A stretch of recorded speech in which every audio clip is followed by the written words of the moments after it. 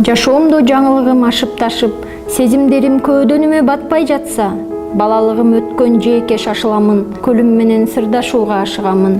Ысык көлүм келгенимди сезгендей, толкундары оюн сала жарышып, сагынганда кызын күткөн энедей, кулаш чайып, тозуп алат кагылып. Тынчый түшөт ошол замат айлана, кумдуу жээкке отурамын жай гана. Сыйкырдуу күч баштан сылап өткөндө, жан сырымды төгө баштайм жай гана. Мен жазууга кичинекей чагымдан, бала чагымдан бери эле кызыгам. Азыр эстеп көрсөм, бул 8-9 жашымдан башталган болуш керек. Ырларымдын тематикасы ар түрдүү. Эне жөнүндө жазам, анан өзүм өсүп чоңойгон көлүм жөнүндө жазам.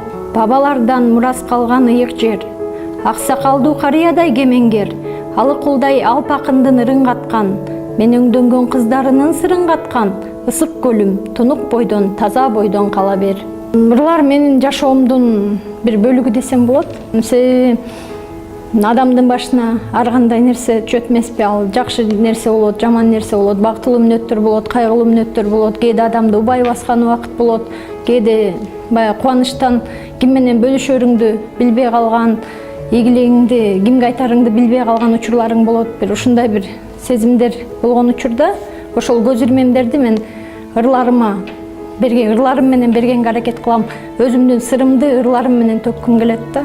Ырларымдагы кээде ар кандай учурда жаралат да, кээде иштеп отурган учурда, кээ бир учурда таттуу уйку басып отурган түнкү убакыттарда бир кандайдыр бир сезимдер келе баштайт. Анан эгер ошол учурда алып туруп кагаз барак алып жазып албасам, ал ойлорумду кайра дал ошондой келгендей кылып бере албай калышым мүмкүн. Анан мен аракет кылам ошондой ыргактар келген учурда жазып кагаз бетине түшүрүп алганга.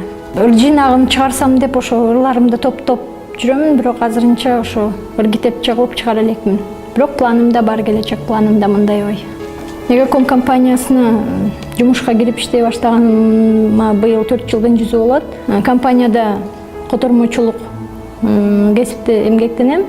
Ошо өзүмдүн адистигим абдан жагат, абдан кызыктуу.